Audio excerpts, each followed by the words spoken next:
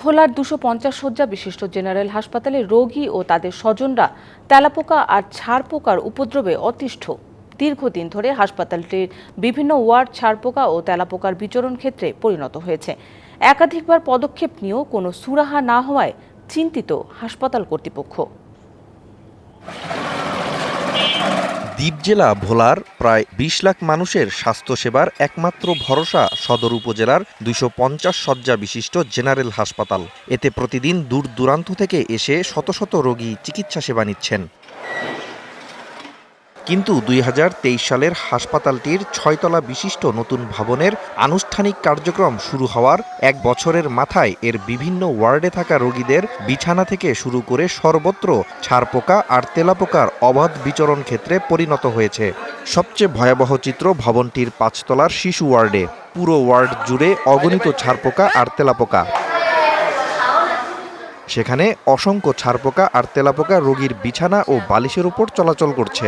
এছাড়া রোগীর কাপড় চোপড় থেকে শুরু করে খাবার দাবার সবখানেই এদের অবাধ বিচরণ। পরিস্থিতি এমন যে শিশু রোগীকে বাঁচাতে রাত জেগে পাহারা দিতে হচ্ছে স্বজনদের। 250-টিরও বেশি ডিজাইন অপশন নিয়ে ওয়ালটন স্মার্ট ফ্রিজ, বোঝে আপনার প্রয়োজন। প্রত্যেকটা রুমে বেডের নিচে তেলাপোকা, বেডের উপরেও তেলাপোকা। তেলাপোকার জন্য বসাও যায় না, শোয়াও যায় না। বাচ্চা নাকে মুখে হাঁটাহাঁটি করে আর কোনো খাবার রাখলে তেলাপোকা সব নষ্ট করে লয়।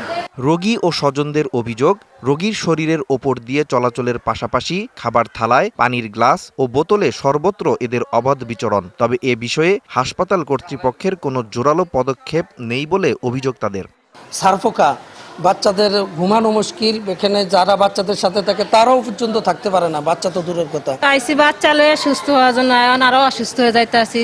ছারপোকা আর তেলাপোকার উপদ্রব একেবারেই চোখে পড়ার মতো অসহনীয় পর্যায়ে চলে গেছে বলে স্বীকার করেন হাসপাতালটির তত্ত্বাবধায়ক। অসহনীয় পর্যায়ে তেলাপোকা এবং ছারপোকা রয়েছে।